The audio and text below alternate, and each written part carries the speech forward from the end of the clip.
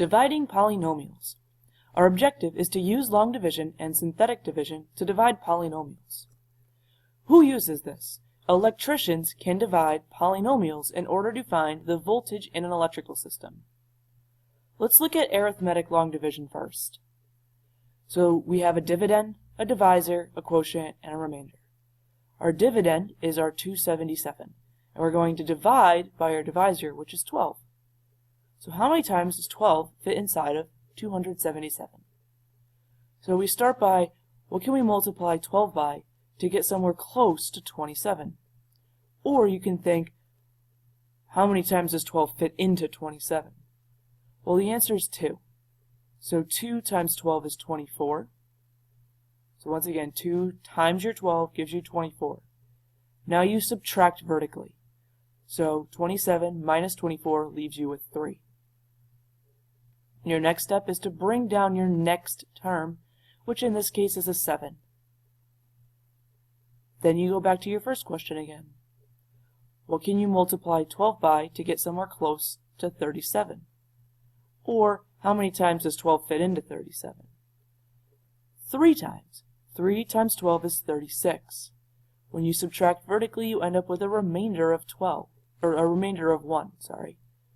So you have a quotient of 23 with a remainder of 1. You follow a very similar pattern when you're dealing with polynomial long division. Difference being is you have a binomial you're working with. So when you ask your question, think about your first term, and then when you multiply all the way across. Take a look. So what can you multiply x by to get to 2x squared? Well, you would multiply x by 2x. 2x times x is 2x squared. You have a binomial here, so you have to distribute this 2x to each piece of your binomial. So your 2x went to your x to give you your 2x squared, and now it needs to go with and distribute to your 2. So 2x times 2 is a positive 4x. And now we're going to subtract vertically. So 2x squared plus 7x minus 2x squared plus 4x, that leaves you with 3x. Bring down your next term, which is this positive 7. So once again, we're going to look at our first term and our first term. What can you multiply x by to get to 3x? The answer is 3. So 3 times x is 3x, and 3 times 2 is 6. And now we subtract vertically.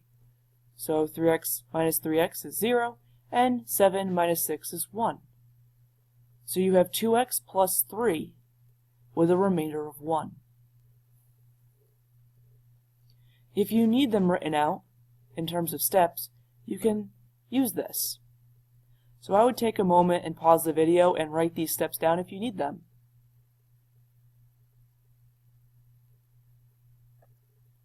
Alright, so let's look at using long division to divide polynomials. To start, we're going to want to make sure that we put this in standard form. So you want your dividend to be in standard form. Meaning you're going to start with your 3x to the third plus 4x squared. It's going to be a very good idea if you insert some sort of a value to, it's like a placeholder if you will, for your plain old x. So plus 0x and then plus 10. This way you're in standard form and every piece is there. You don't have an x, so that's why you write in 0x. That is now going to be divided by x minus 2. So let's start by asking, what do we multiply x by to get to 3x to the third? Well, that would be 3x squared. 3x squared. So now we distribute. So we have 3x squared times x is 3x to the third. And then we have 3x squared times negative 2, which leaves you with a minus 6x squared.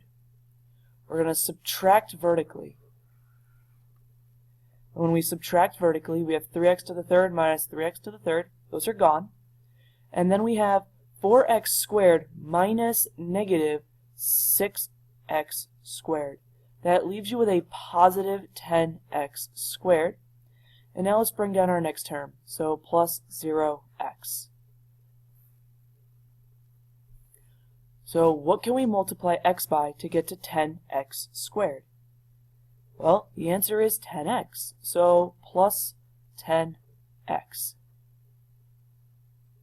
So 10x times x is 10x squared, and then 10x times negative 2 is minus 20x. And now we need to subtract vertically. So 10x squared minus 10x squared, that's gone. And then we have 0 minus negative 20x, so we have plus 20x, and then we bring down our next term of plus 10. What can we multiply x by to get to 20x? Well, that would be positive 20. So we have 20x minus 40, which leaves 50. Your final step is now to include your remainder in your final answer. So your final answer will be over to the side here. So we have 3x squared plus 10x, not square, 10x plus 20, and then plus your remainder is written as your numerator over x minus 2. And that's long division. So now let's look at synthetic division.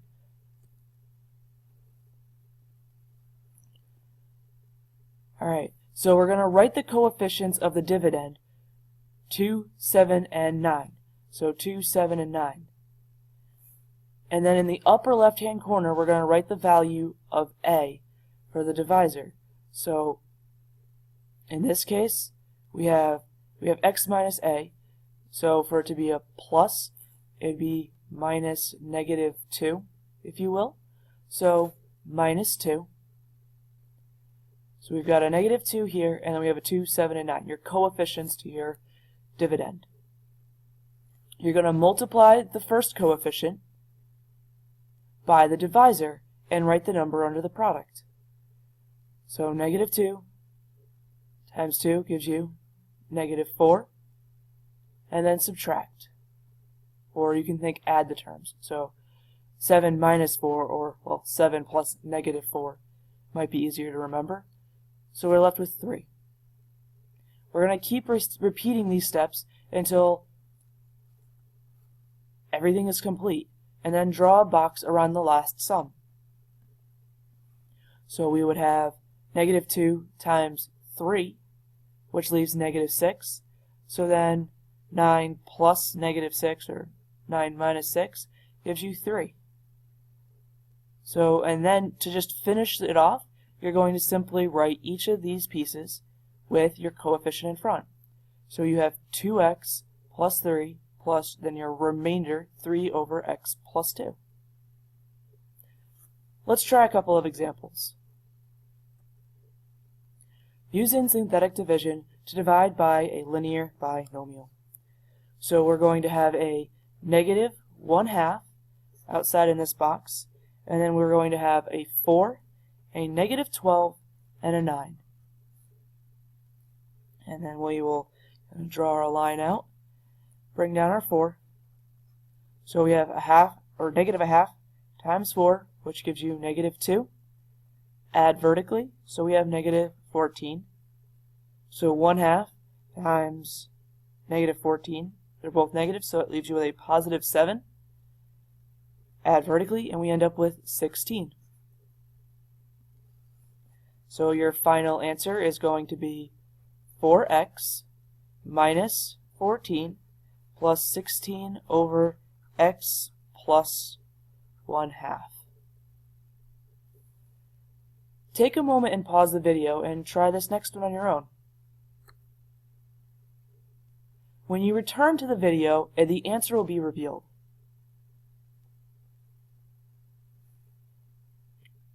So there you have it. Keep in mind, you need to make sure you put every term down, just like we did with that long division problem. So you have to the fourth, to the third, you are missing to the second, so you need to replace that or have a holding position of a 0, so that way you can track everything down. And then if you're having trouble figuring out which one gets the third to the second to the first to the 0, it goes in order. So your first term all the way to the right is going to be your remainder. Your next one is going to be your your constant. Your next one is going to be the coefficient to x. The next one is going to be the coefficient to x squared, and so on and so forth.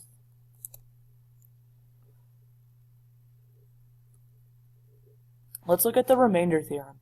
If the polynomial function p of x is divided by x minus a, then the remainder r is p of a.